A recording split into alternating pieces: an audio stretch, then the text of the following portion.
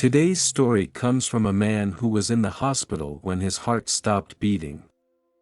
Then he met his grandmother who had died of lung cancer, and she talked to him a lot. It eventually gave him a new perspective on life. Let's start our story for today. I grew up with my grandmother when I was little. She was very good to me. Although the family was very poor, my grandfather used to make some toys for me by himself. Looking back on my whole life, my childhood was the happiest period of my life. When I was 21 years old, my grandmother passed away from lung cancer. I know she lived a very painful life in her last time.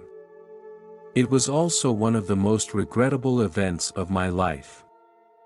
I was in school in another city at the time and didn't get to see her one last time. For many years after that, I blamed myself very much. I dreamed about her countless times. I had a failed marriage that lasted for 5 years. It was an emotional and physical torture for those 5 years.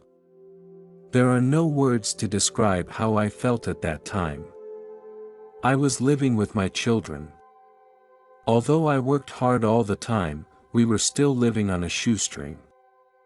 There was a time in the middle when I was very anxious and often had insomnia at night. My temper also became more and more irritable, and I often lost my temper with my children. My doctor prescribed me some prescription medication to help regulate my sleep and mental state. As time went on, I became dependent on this medication. Another event happened that broke me even more. Due to a mistake I made at work, I was fired from my company.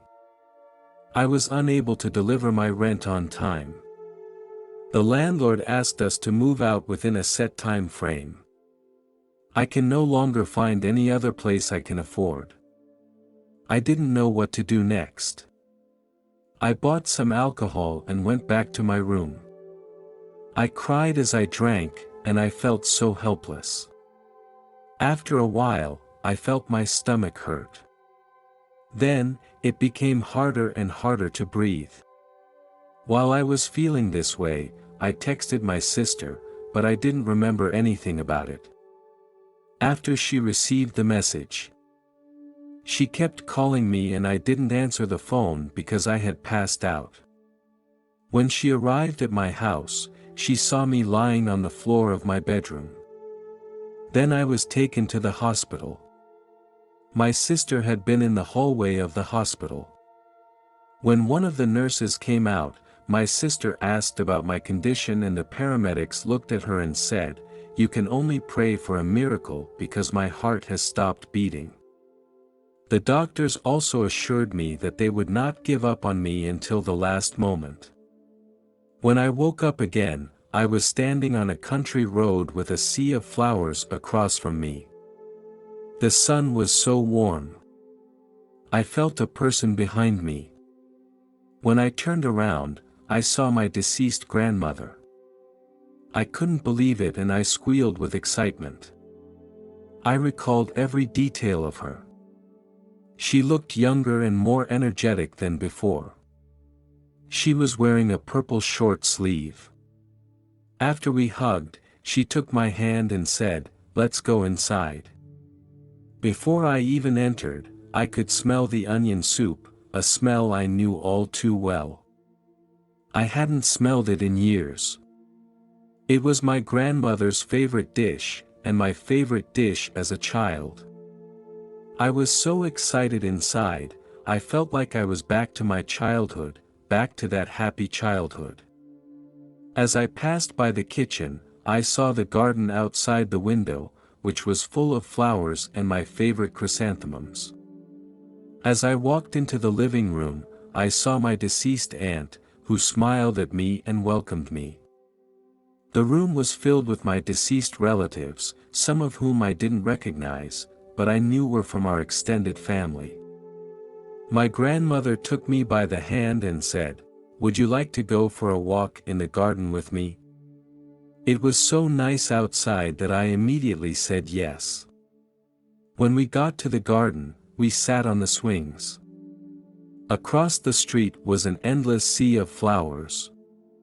We stared at each other and smiled. She told me, "Don't feel guilty for not seeing her one last time." She wasn't angry because she understood my situation at that time. She also told me, she was proud of me because she felt I was a competent father. I don't know how to explain that I ended my marriage. She said. She knew all about it. She pointed out my mistakes and said to me, "Honey, don't give up, you will meet your true love, I promise." She also said to me, "In fact, I am always there for you, you just can't see me. When you need me, you should be able to feel my presence." She was so against my smoking that she made me promise not to smoke again. He went on to say, "I love you, honey, always remember that, and I'm glad to see you." Suddenly, I woke up in the emergency room. I could feel my heartbeat as I entered my body again. My sister had been with me in the hospital for 3 days. It's been 7 years since this incident, but I can recall all the details as if it happened yesterday. I have chosen to forgive and forget about the people who have hurt me. It feels really good and I have a new perspective on life. Eventually I got married to my neighbor. Although our life is very dull, I am very happy with my life now.